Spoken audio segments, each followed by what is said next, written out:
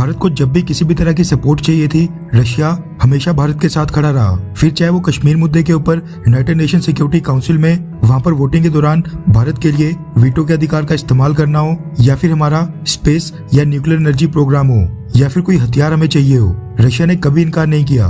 2 साल पहले गलवान घाटी की घटना हुई थी। भारत और चाइना की सेना कुछ ही मीटर्स की दूरी पर आमने सामने खड़ी थी। उस समय भी भारतीय सेना को कुछ हथियार इमरजेंसी बेसिस के ऊपर रातों रात चाहिए थे, जो चाइना के साथ युद्ध में इस्तेमाल होने थे।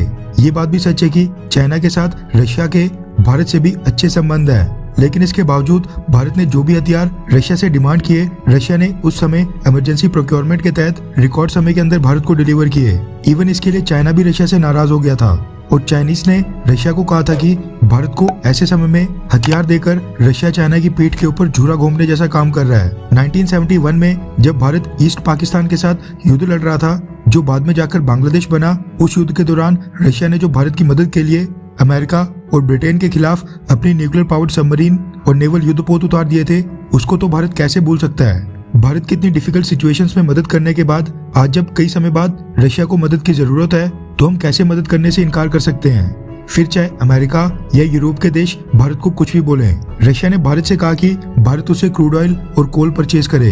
भारत ने वो भी किया, हालांकि रशिया ने उसमें डिस्काउंट भी ऑफर किया। उसके बाद रशिया के अंदर वेस्टर्न ब्रांड्स के रिटेल आउटलेट्स बंद हो गए थे, जिसके बाद रशिया ने भारतीय रिटेलर से कहा कि वो रशिया में आकर अपनी क्लोथिंग आइटम से लेकर होम फर्निशिंग आइटम्स के स्टोर्स खोले।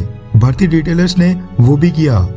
उसके बाद अभी 2-3 दिन पहले ही खबर आई थी कि cornflakes, jam, pasta, ketchup, pancakes, juice, chocolates, cold drinks और डिटर्जेंट्स जैसी हजारों छोटी मोटी आइटम्स के जितने भी वेस्टर्न ब्रांड्स की आइटम्स थी, वो रशिया में धीरे धीरे खत्म हो गई है। जिसके बाद रशिया ने इन सभी आइटम्स की लिस्ट भारत को सौंपी। भारत की apex trade body, federation of India export organisation और confederation of all India traders ने वो भी इंतजाम कर दिया। उसके बाद भारत ने रशिया को मेडिसिन, वैक्सीन और लाइफ सेविंग ड्रग्स भी सप्लाई किए। इन सब के बाद रशिया में फिर एक और चीज की किल्लत हो गई है, जिसके लिए रशिया ने फिर भारत का ही दरवाजा खटखटाया है। रेफरेंस के लिए आपकी स्क्रीन के ऊपर ब्लूमबर्ग के आर्टिकल का स्क्रीनशॉट है, जिसके मुताबिक रशिया के अंदर अब मेडिकल इक्विपमेंट की कमी हो गई है, जिसके चलते रशिया ने भारत से मदद मांगी है और रिक्वेस्ट की है कि भारत रशिया को मेडिकल इक्विपमेंट और डिवाइसेस सप्लाई करे।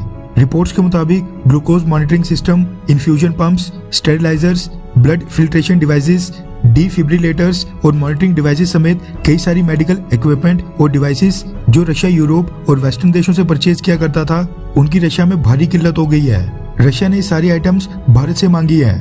यूक्रेन युद्ध क्योंकि काफी लंबा खिंच चुका है, इसलिए भी रशिया के अंदर मेडिकल इक्विपमेंट और डिवाइसेस पहले से ज्यादा चाहिए, क्योंकि रशिया के कई सारे सोल्जर्स लगातार जख्मी हो रहे हैं। जैसे ही भारत को ये खबर मिली, भारतीय सरकार ने भारत की association of Indian medical devices industry को सूचना दी और कहा कि रशिया को जो भी आइटम सप्लाई कर सकते हैं, जो भी मेडिकल इक्विपमेंट्स हम भारत में खुद ही मैन्युफैक्चर करते हैं, वो रशिया को जल्द से जल्द भेजी जाए।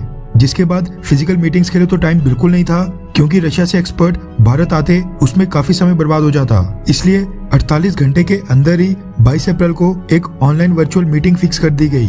रिपोर्ट्स के मुताबिक 22 अप्रैल यानी कि एक दिन बाद रशिया की मेडिकल इक्विपमेंट कंपनीज का एक बड़ा बिजनेस ग्रुप भारत की मेडिकल इक्विपमेंट कंपनीज के साथ ऑनलाइन वर्चुअल मीटिंग करने जा रहा है, जिसमें वो भारत को अपनी सारी डिमांड्स बताएंगे और इसी वर्चुअल मीटिंग में तय किया जाएगा कि भारत से कौन कौन सी मेडिकल इक्विपमेंट और डिवाइसेस कब और कैसे रशिया भेजी जाएंगी और इन डिवाइसेस के लिए मोड ऑफ पेमेंट क्या रहेगा। Association of India medical devices industry के कोऑर्डिनेटर राजीव नाथ का कहना है कि भारत आज की डेट में रशिया को मात्र $26 मिलियन की मेडिकल इक्विपमेंट एक्सपोर्ट करता था, लेकिन रशिया से जो डिमांड आ रही है, ये आंकड़ा कम से कम 10 गुना ज्यादा बढ़ने वाला है और हम कुछ ही महीने के अंदर यानी इस साल तकरीबन 2000 करोड़ के मेडिकल इक्विपमेंट और डिवाइसेस रशिया को एक्सपोर्ट कर लेंगे।